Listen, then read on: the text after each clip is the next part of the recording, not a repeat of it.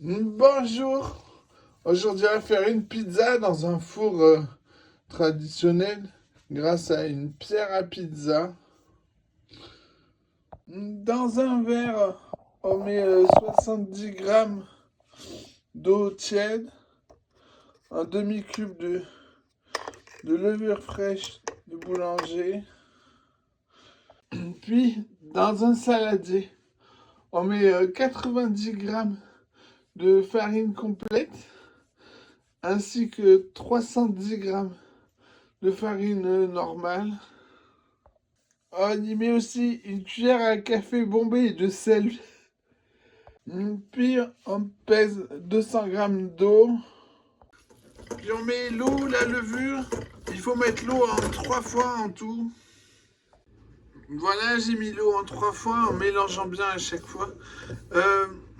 Moi, je fais ça avec une spatule, mais si vous avez un robot, il faut que la pâte soit homogène. Là, il est plein de grumeaux. Alors, il faut écraser la pâte vers les bords. La pâte est bientôt prête. Il reste encore quelques grumeaux. Sur une table, un plan de travail, on met de l'huile d'olive.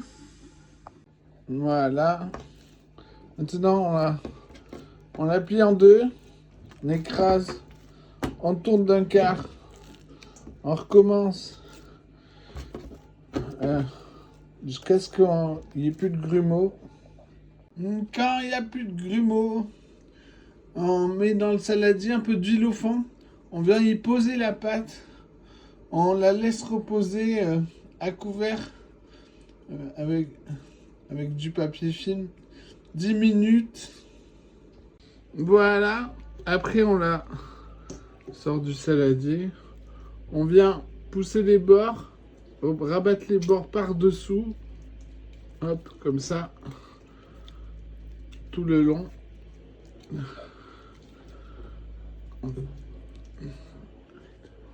Voilà, maintenant on la repose. On met de l'huile de tout partout. Maintenant on met au frigo à reposer 2 jours. Je débute en pizza avec une recette de pizza aux champignons de Paris et carottes. Alors j'ai acheté 3 barquettes de 200 grammes. On va les laver. Alors quand on débute, il faut d'abord commencer par comprendre la cuisson. Moi je me suis dit qu'il y avait le four à fond, que ça serait un peu comme le wok. J'ai fait comme pour le wok, j'avais fait un test champignons, aubergines. Et maintenant je sais ce qui se passe, c'est bon.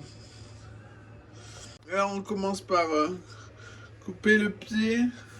Ensuite il faut laver ça dans de l'eau froide.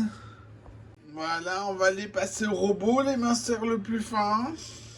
Alors ici, j'en ai 650 grammes. On va le séparer en deux. Ça fait beaucoup, mais comparé aux pizzas du commerce, mais moi je veux faire une vraie pizza de qualité. Ensuite, bah là j'ai un problème. Je suis feignant. Et je dois faire des lanières de carottes à l'économe. Mais je suis feignant. Alors je vais les râper au robot. Bien sûr, on les épluche, on les lave avant. Alors, vous en faut 265 grammes. Puis, bah, vu que j'ai séparé en deux, on va le faire en 2 fois dans un grand saladier. En bac et on met la garniture. On mélange bien et on remet dans le plat. J'avais oublié de préciser la râpe la plus fine pour les carottes. Ensuite, il vous faut 330 grammes d'emmental râpé pour les 2 pizzas. Ensuite, ce coup-ci, ça va peut-être être vous les feignants. Moi, je fais la vraie sauce tomate avec une garniture aromatique, un peu de chou-fleur, C'est le moins cher, le plus rapide. Je mets aussi du fond. Le truc qui met 3 heures à cuire. Je mets aussi un peu de viande. Et je fais cuire tout ça avec des tomates pendant 1h30. Sinon, vous pouvez acheter une du commerce. 1 heure avant de manger, on met la pierre dans le four, température maximum, en ventilé. On met à préchauffer, puis à laisser une demi-heure dans le four chaud. Juste avant la fin du chauffement de la pierre, on dresse la pizza directement sur la pelle. On met de la semoule de blé, pas du couscous, de la semoule. On met la moitié de la pâte sur la semoule et on l'étale avec les doigts. Il y a les traces là. Voilà, alors la pelle fait 1 cm de moins que ma pierre pizza. Quand c'est bien étalé, on met la sauce tomate, puis la garniture. C'est entre autres pour ça que j'ai besoin de la pelle. Il y a beaucoup de garniture, mais ça va réduire, vous inquiétez pas. Maintenant, on met le fromage. Et on enfourne en faisant glisser la pizza sur la pierre.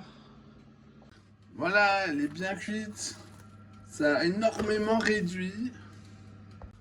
Pareil pour la deuxième pizza. On fait réchauffer le four et chauffer une demi-heure la pierre. Et voilà, 2 pizzas très savoureuses, généreuses et économiques. Bon appétit!